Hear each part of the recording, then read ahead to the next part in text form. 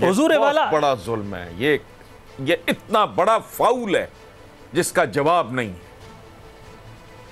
Simple, defend करने की तो कुछ सवाल ही नहीं पैदा होता। राइट सर ये मुझे बताइएगा, इस वक्त जुबान ज़द आम है एक और मौजू, और वो है मौलाना फजलुर रहमान का मच हाइप्ड आज़ादी मार्च या धरना। इससे कता नज़र कि ये मार्च धरने में तब्दील होता है या नहीं होता। सर मौलाना को तो कभी पीटीआई ने, इमरान खान साहब ने कभी वक़्त दी ही नहीं, वो इतने सिग्निफिकेंट तो कभी उनके लिए रहे ही नहीं थे।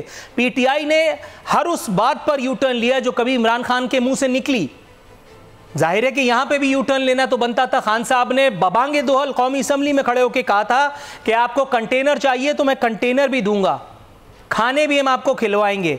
सर बिलावल साहब का मशवरा तो फिर टाइमली है कि अब इमरान खान साहब बिरयानी बनवाने की तैयारी करें। ये रेजिस्टेंस वगैरह, ये धरना रोकना, ये विफाकी वज़ीर दाखिला को बीच में डालना, उसके बाद फिर विफाकी वज़ीर जो मजहबी उमूर हैं उनसे मीडिएशन करवाना, सोने पे सुहागा फवाद चौधरी की इंटरवेंशन की खबरें, और उससे भी बढ़कर वज़ीर आला KPK जो अपनी रोज़ी हलाल करने में एक हद से आगे गुजर गए, वो ये कह रहे हैं कि मार्च को KPK से बाहर ही नहीं निकलने दिया जाएगा। हुजूर जब आप किसी को अहमियत ही नहीं देते तो उसकी इतनी सारी चीज़ों को क्यों इतना ज़्यादा वक़्त दे रहे हैं, क्या मामलात हैं? देखिए Arfi, to tell you honestly, as a very humble student of political science, मार्च से पहले ये मार्च कामयाब हो चुका है। जो मार्च के नतीजे में इन्होंने अचीव करना था वो उससे पहले ये स्टेट ऑफ पैनिक, टांगे इनकी कांप रही हैं, कभी कुछ कह रहे हैं कभी कुछ कह रहे हैं। अभी जिसका आपने हवाला दिया, हम इनको निकलने नहीं देंगे, हम इनको यूं नहीं कर देंगे, ऐसे बिठाएंगे पता नहीं खड़ा नहीं हो सकेंगे, कोई इस तरह की जितनी और अजीब कॉन्ट्रडिक्शन है इस मुल्क की, ये बदनसीबी की इंतहा है। कल जो कुछ इनके लिए जायज़ था आज वो मौलाना फजलुर रहमान के लिए नाजायज़ है। लोग अंधे तो नहीं हैं, लोग बहरे भी नहीं हैं। ये सारी कॉन्ट्रडिक्शंस, ये सारे तजादात, ये सारा कुछ इनके अकाउंट में जा रहा है। और एक बात मैं आपको बताऊं, 10 चोटों के बाद एक चीज़ टूटती है तो हम कहते हैं 10वीं चोट पे टूटी। हम 9 चोटों को उसका ये क्रेडिट देना भूल जाते हैं। हमें वो आखिरी चोट, आखिरी ज़र्ब याद रहती है। ये इतनी शदीद चोट है। मेरे नज़दीक मौलाना जो अकम्प्लिश करना चाह रहे थे या जो वो पॉइंट स्कोर करना चाह रहे थे वो ऑलरेडी हो चुका है।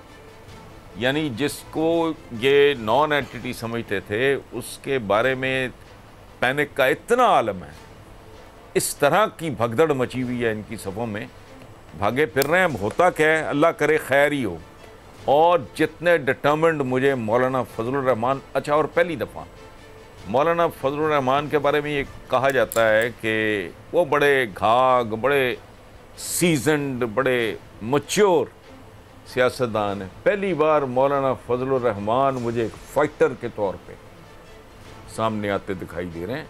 बाकी चंद दिनों की बात है, पता लग जाएगा। राइट सर मुझे एक बात, मैं ज़ाती तौर पे, मैं एक सेकंड मैं ज़ाती तौर पे उनकी जगह पे होता तो उनके साथियों ने जो उनको मशवरा दिया कुछ देर के लिए, शायद मैं इसको पोस्टपोन करने को तरजीह देता। और उसकी वजह ये है, जिस तेज़ी के साथ, जितनी तेज़ी के साथ इनकी गैर मकबूलियत और इनके बारे में रिजेंटमेंट, गुस्सा बढ़ता जा रहा है, बेहतर था अगर मौलाना और 2-3 महीने, सर्दियों का ही मौसम होना था, वो कौन सी गर्मी आ जानी 3 महीने के बाद, वो अगर देख लेते। मेरा ज़ाती ख्याल ये है कि लोग बहुत तेज़ी से अपने सैचुरेशन पॉइंट की तरफ जा रहे हैं।